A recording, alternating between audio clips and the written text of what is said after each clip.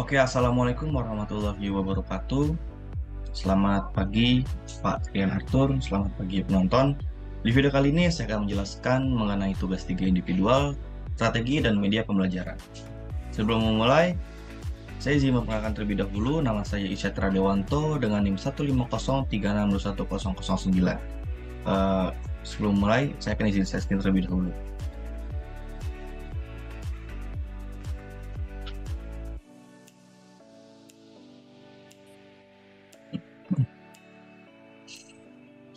Strategi dan media pembelajaran.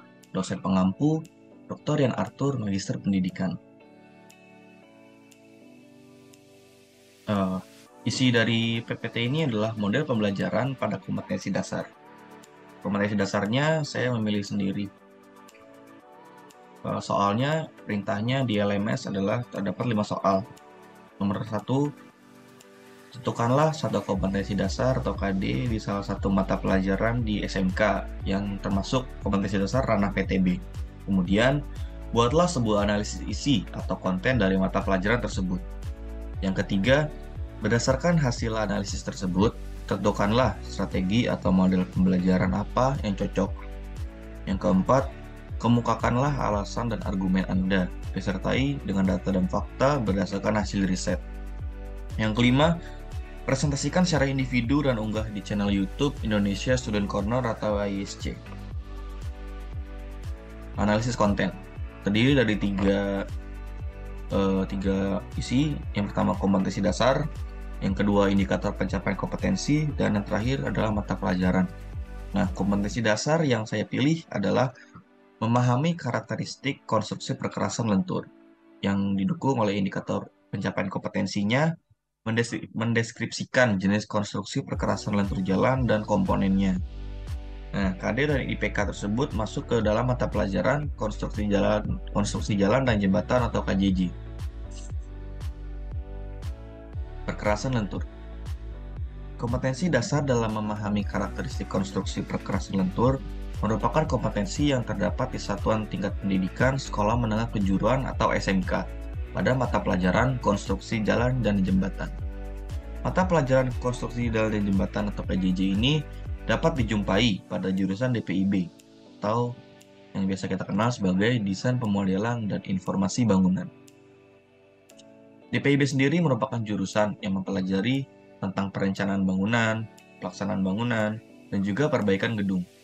Selain mempelajari mengenai bangunan dan gedung, jurusan DPIB juga mempelajari berbagai kompetensi yang ada hubungannya dengan konstruksi jalan dan jembatan. Di dalam mata pelajaran konstruksi jalan dan jembatan, salah satu materi yang dipelajari adalah materi terkait dengan perkerasan jalan. Seperti yang kita tahu, bahwa jalan adalah sebuah prasarana yang selalu dilewati oleh manusia untuk beraktivitas. Dengan adanya prasarana jalan yang baik, maka timbul juga manfaat yang dirasakan oleh manusia dalam menunjang kegiatan. Perkerasan sendiri adalah lapisan perkerasan yang terletak di antara lapisan tanah dasar dan roda kendaraan. Pada perkerasan jalan dijelaskan bahwa terbagi atas berbagai komponen. Salah satu komponennya adalah perkerasan lentur atau flexible pavement.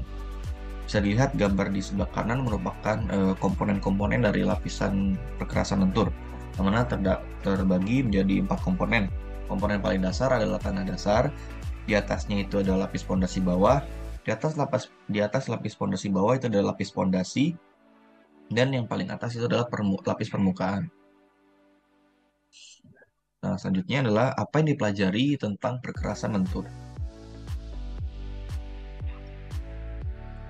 Dalam kompetensi dasar ini, siswa dapat mendeskripsikan jenis konstruksi perkerasan lentur jalan dan komponennya.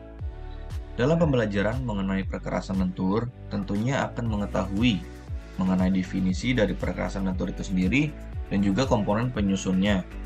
Perkerasan lentur merupakan perkerasan yang umumnya memakai bahan campuran aspal sebagai lapisan permukaan dan bahan berbutir sebagai lapisan di bawahnya. Hal yang perlu diketahui mengenai komponen-komponen penyusun dari perkerasan lentur meliputi tanah dasar, lapis pondasi bawah, lapis pondasi, dan lapis permukaan. Tujuan daripada mempelajari materi perkerasan lentur ini adalah agar siswa dapat memahami serta menyajikan jenis, komponen, dan karakteristik perkerasan lentur dari masalah yang telah disajikan.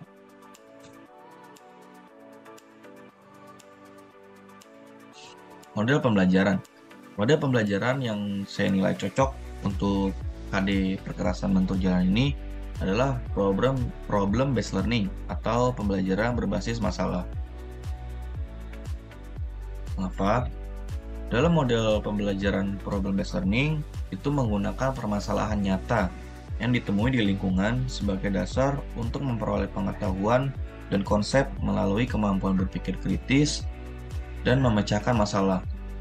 Mengapa model pembelajaran berbasis masalah ini cocok terhadap materi perkerasan lentur?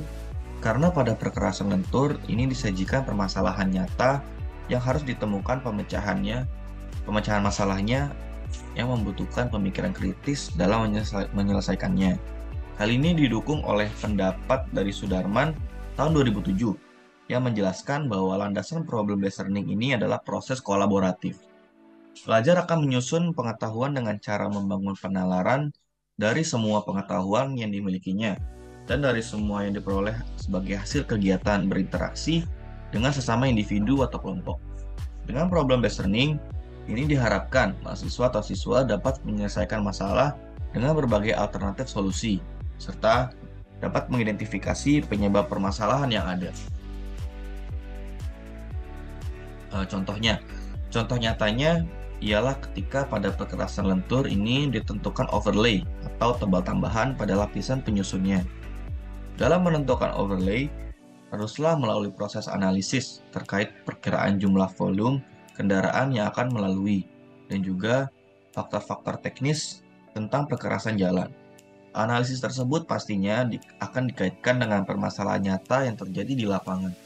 Maka dari itu, penerapan problem based learning ke dalam kompetensi dasar memahami karakteristik konstruksi perkerasan lentur ini dikatakan cocok.